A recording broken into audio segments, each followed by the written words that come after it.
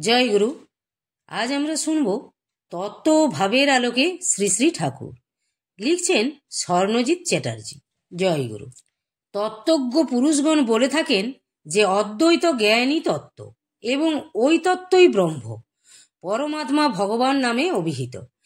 একই তত্ত্বকে অনুভব করা যায় ব্রহ্মরূপে, পরমাত্মা রূপে ও ভগবান রূপে। শাস্ত্রে আছে ব্রহ্মবিদ ব্রহ্মৈব ভবতি। যিনি ব্রহ্মকে জেনেছেন তিনি ব্রহ্মই হয়ে গেছেন। ঠাকুরের নিজের শব্দে পর অবর সব পরাবর ব্রহ্মই হয়ে গেলাম। এই প্রবন্ধের শুরুতেই সেই গুরু ব্রহ্মরূপী সদ্গুরুকে আমার প্রণাম। কোনো একটি বিশেষ বিষয়ের বিশেষত্ব বা মূল ভাব লুকিয়ে থাকে সেই বিষয়টির অন্তর্নিহিত দর্শনে। নিগম দর্শন বলতে আমরা বুঝি শঙ্করের মত ও গৌরাঙ্গীর পথ। সনাতন ধর্মের সুদীর্ঘকালের ইতিহাসে বেদান্ত, সাংখ্য, পাতঞ্জল, যোগ দর্শন, মীমাংসা, বৈশেষিক, ন্যায়, বৌদ্ধ দর্শন, জৈন দর্শন, চার্বাক দর্শন প্রভৃতি অনেক প্রকার আস্তিক্য ও নাস্তিক্য দর্শনের সমাহার ঘটেছে। ঠাকুর নিগমানন্দ কিন্তু কোনো নতুন দর্শনের প্রবর্তন করলেন না। আবহমান কাল ধরে চলে আসা জ্ঞানী ও ভক্তের যে আপাত বিরোধ, তার মিলন ঘটালেন এক অভূতপূর্ব দক্ষতায়।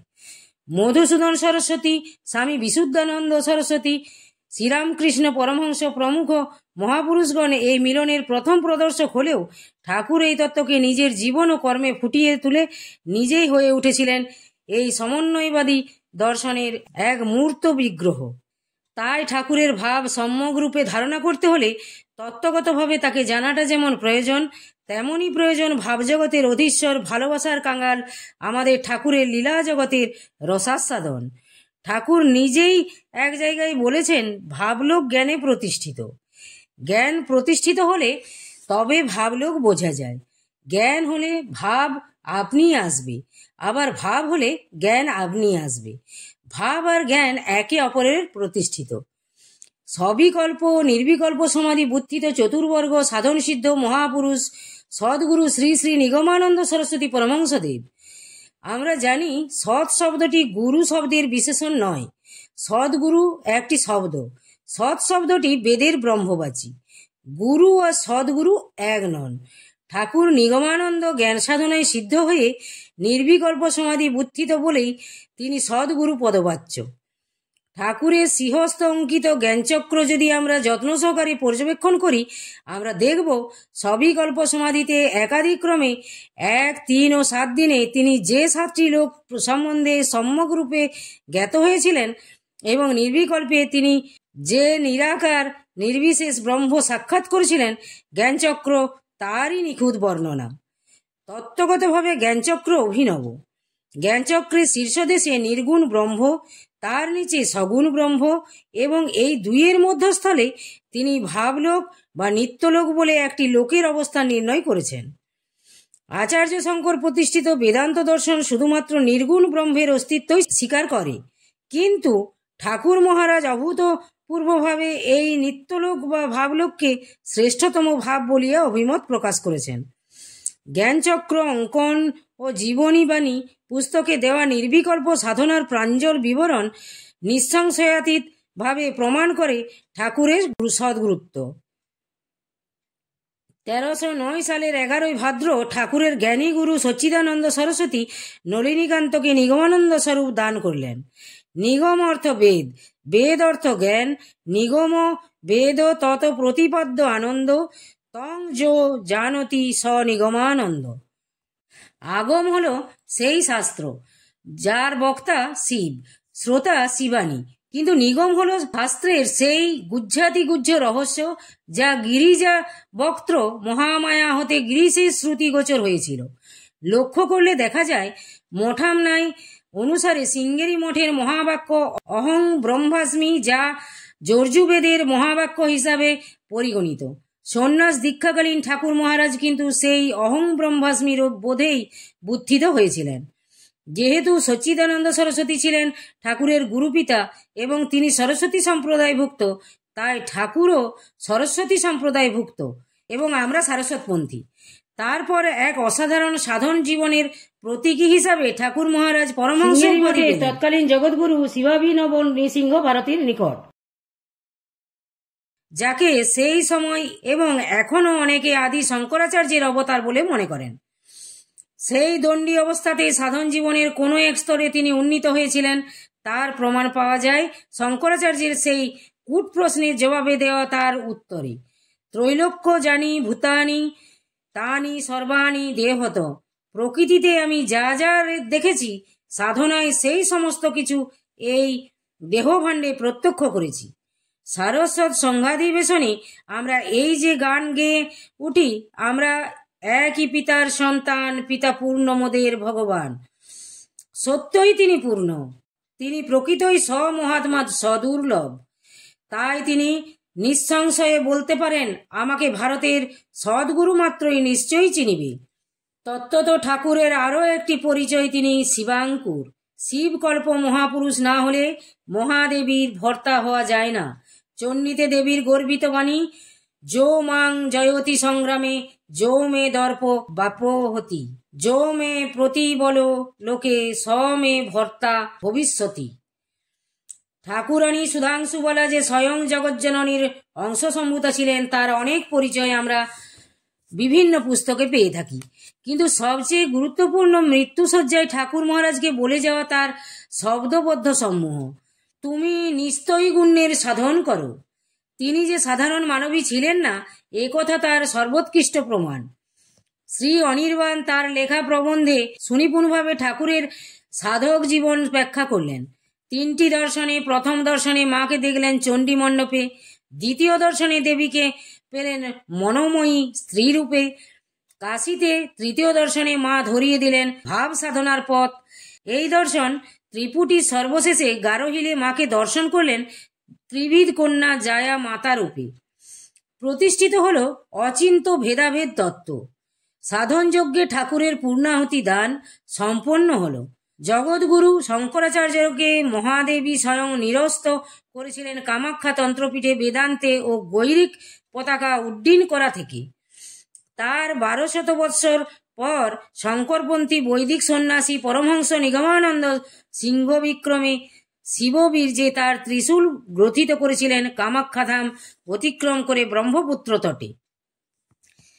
বেগবান ব্রহ্মপুত্র পরাস্ত হয়েছিল সেদিন গুরু শক্তির কাছে। নিগমেশ্বর তত্ত্বত প্রতিষ্ঠিত হয়েছিলেন সারস্বত মঠে জগৎগুরুর আসনে। ভাবলোকের মহাধীশ্বর ঠাকুর মহারাজ চিরকালই ভালোবাসার কাঙাল। তার বাণীর প্রতি অমর অবিনশ্বর ভালোবাসাই তাকে নলিনীকান্ত থেকে নিগম সত্তায় প্রতিষ্ঠিত করেছিল। ভক্তি জ্ঞানস্য কারণম যদি তত্ত্ব হয়, ঠাকুর ছিলেন তার মূর্ত প্রকাশ। তার লীলা কাহিনীর কত শত মণিমুক্ত সারস্বত গ্রন্থাবলীতে গ্রন্থিত আছে। উৎসুক পাঠক একটু অভিনিবেশ সহ সেসব পাঠ করলেই সেই লীলা জগতের সম্যক ধারণা লাভ করতে পারবেন। একবার সেই লীলা কাহিনীর ভেতর দিয়ে প্রত্যক্ষ করুন ভক্তবৎসল প্রেম ভিখারী এই মহামানবকে। আমরা মনে করতে পারি জ্ঞানী গুরুর উৎসর্গপত্রে পিতার উদ্দেশ্যে লেখা তার সেই অমোঘ বাক্যসমূহ, আমি এখন অধ্যাত্ম জগতে সংসারী, সাধনা আমার পত্নী, তাহার গর্ভে জ্ঞান নামক পুত্র ও ভক্তি নাম্নী কন্যা লাভ করিয়াছি। কন্যাটিকে আজীবন বুকে রাখিব, পুত্রটিকে আপনার চরণে সমর্পণ করিয়া অদ্য পিতৃঋণে মুক্ত হইলাম।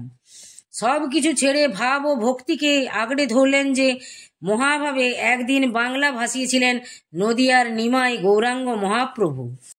প্রেমিক গুরুতে লিখলেন, প্রেমময়ী তোমার প্রেম প্লাবনের পলি পড়িয়ায় না এ ঊষর হৃদি সরস হইয়াছিল।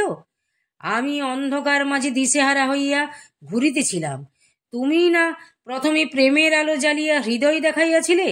এমন নিঃস্বার্থ প্রেম দিতে পেরেছিলেন শুধু তিনি, আবার ভক্ত মাঝে তা কামনাও করতে পারেন শুধু তিনি। তারই এই অধিকার। শিষ্য ভক্তদের অনাদর সহ্য করতে না পেরে অনেক খেদের সাথেই কিন্তু একদিন ঠাকুর বলেছিলেন, আমি যাচিয়া সাধিয়া বিলাইতেছিলাম, তাই কি এত অনাদর করিল?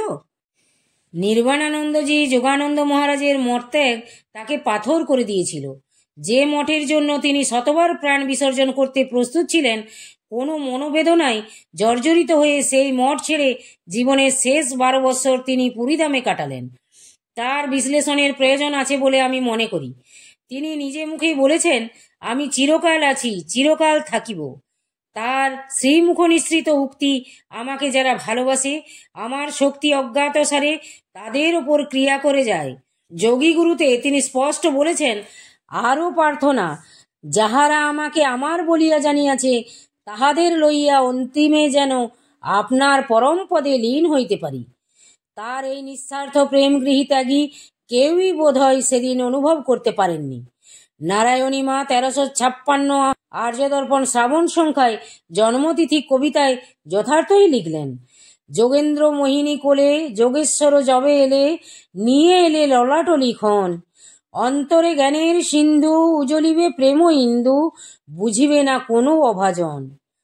তোমার জীবনে কি অমোঘ বিধান দেখি, তব প্রেম মেঘে রল ঢাকা, কেহ তারে না চাহিল, অনায়াসে ভুলে গেল, চেয়ে গেল মিথ্যা যাহা ফাঁকা।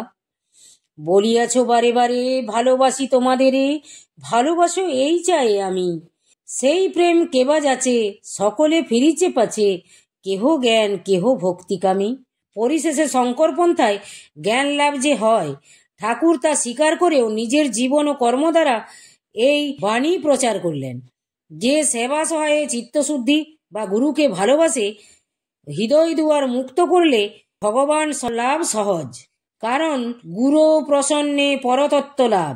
জ্ঞান ভক্তির মূর্ত বিগ্রহ ঠাকুর মহারাজ, আমাদের প্রাণের আরাম, মনের আনন্দ ও আত্মার শান্তি, এবং তাকে অনুভবের পথ বোধহয় একটি, ভক্তিপথ বা সমর্পণের পথ। তার শ্রীচরণ কমল যুগলে আমার প্রার্থনা, বারেক দেখিব তোমায়, বাসিব তোমারে ভালো, জানি তুমি আছো গুরু, দেখিনি সাদা কি কালো। এ নয়নে যদি গুরু তোমায় দেখা নাহি যায়, যাতে দেখা যায় তবে সে নয়নটি দাও না। জয় গুরু, জয় গুরু। আজ এই পর্যন্তই। যদি আপনাদের ভালো লেগে থাকে তাহলে চ্যানেলটিকে সাবস্ক্রাইব করে সাথে থাকবেন। জয় গুরু, জয় গুরু।